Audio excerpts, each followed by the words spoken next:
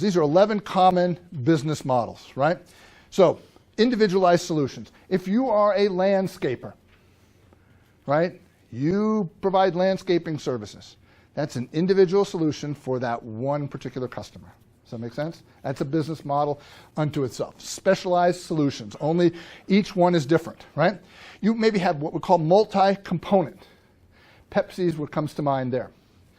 Pepsi has consumers that they deal with. You can buy directly, the bottle and take it home and drink a Pepsi, or they sell it in the bottles that you go to the restaurant and buy when they fill it up. See what I'm getting toward? Same product, but it's spread across multiple components. We also have what we'll call the market leader effect, all right? Microsoft is an example. It's kind of hard to displace Microsoft in their particular space right there because they just own so much of the market. I mean, it's nearly a monopoly in a lot of respects to go do that.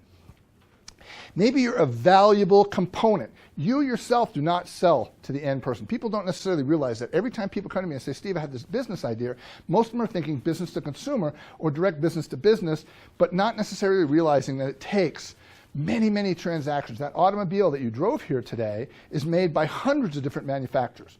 All right? Everybody who manufactured the differential, the guy who made the rims, the guy who made the rubber for the tires, the guys who made the lubrications that goes in there, all of those are different companies that are out there and are all doing that. So sometimes you have a valuable component, a B2B product in there. Cummins, for example, was a valuable component to Chrysler when they were building the Dodge diesels, right? The pickup trucks. So sometimes you can only do that. Intel, for example, is a really valuable component to those computer guys, right? Intel inside. I mean, they make their own brand, right, to go off and do that. Maybe it's monopolistic, if you know anything about De Beers, right, the diamond guys. I mean, if you knew that there was more diamonds, you could pave the road from here to Washington, D.C. with diamonds, and De Beers has got them all locked up because every time somebody comes up with a diamond, they just buy it. And then they release it very, very slowly to the market. And that's why people pay a lot of money for diamonds. But quite frankly, diamonds are not that rare, okay? There's lots of them out there, and De Beers has warehouses full of them, okay? But they just trickle them out.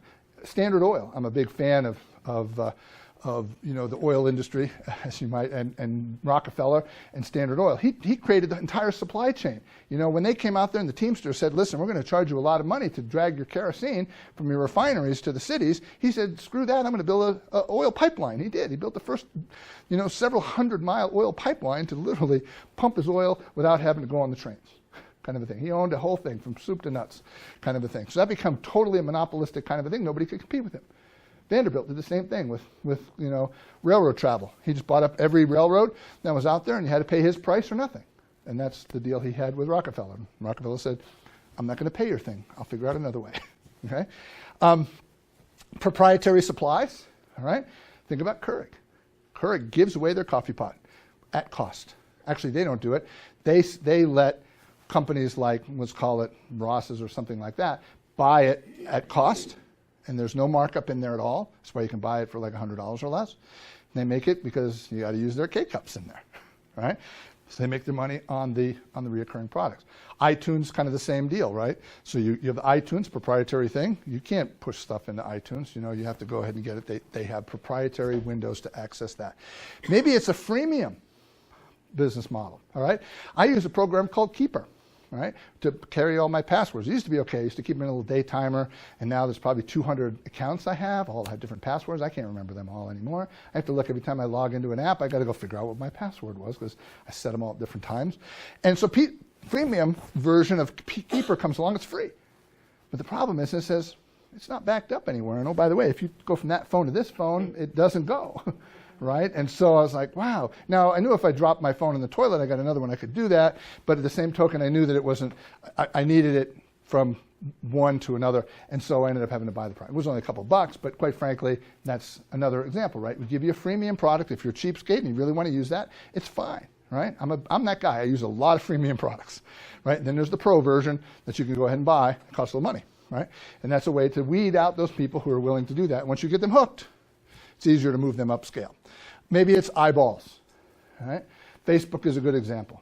It's free, right, to use Facebook. Everything you have in there is free, right? But what happens is they now own you, and you check your phone, according to statistics, 105 times a day. I don't see that, but I guess I do see that with my kids, but because their phones go beep, beep, beep all day long. Mine doesn't do that too much. I turn it on vibrate all the time. But anyway, but yeah, so the idea is, right, but Facebook has millions of users, billions of users, I think now. Think about that, right? That's a lot of eyeballs, and they're all segmented eyeballs. So, you want to get to elderly women who've lost their husbands, who are in wheelchairs, and I mean, you can find that. I mean, it's just, boom, I'll find that. Of course, that's probably hard on Facebook because it probably doesn't have an account, but you understand what I'm saying. Then you might have virtual goods, right? Ebooks are a good example of it, right? I mean, I've written a lot of books, so you can buy them on an ebook. For example, I don't pay anything for it. I just send it electronically, right, kind of a deal. Reference USA, if I know people aren't familiar with that, it's a very interesting database. It's a business-to-business database. You can look up a lot of information about customers and that kind of stuff. And if you go to, I have all kinds of videos on my website talk about that, but as I see some people writing that down. But I would argue that their value, all right, it's a virtual good. It's a database. You log in, and we get it for free here because it's through a library subscription, but other people who don't live in our library just have to pay to get access to it. It's quite expensive. And so you go in there and you can do all kinds of research in there because it's a huge database to be able to do that. So again, once they've created it, it becomes reoccurring income streams for them, but they don't have to do any more work to do that. It could be craftsman, and I want to make the difference between what I'll call craftsman and homemade. Craftsman is generally high-priced, real high-quality item versus what I'll call homemade, okay, little wordsmithing, keyword wordsmithing, if you go into Google, kind of a thing, which I call low-quality, low-cost items, right? So Etsy's are usually what I'll call the homemade products, and the craftsmen are the ones that, they build a custom bed for you. Do you know what I'm saying? They got your name and your what do you call that? Your shield, carved in wood or something like that, or something along that line, right? To go off and do that. Okay, so those are our basic 11 models. Thank you for listening to Strategic Planning Using the Business Model Canvas. To learn more about Stephen Imke or to learn more about what it takes to own and operate a small business, please visit SteveBizBlog.com. That's SteveBizBlog.com. Or look for Steve's many books on various aspects of small business ownership at Amazon.com or on SteveBizBlog.com.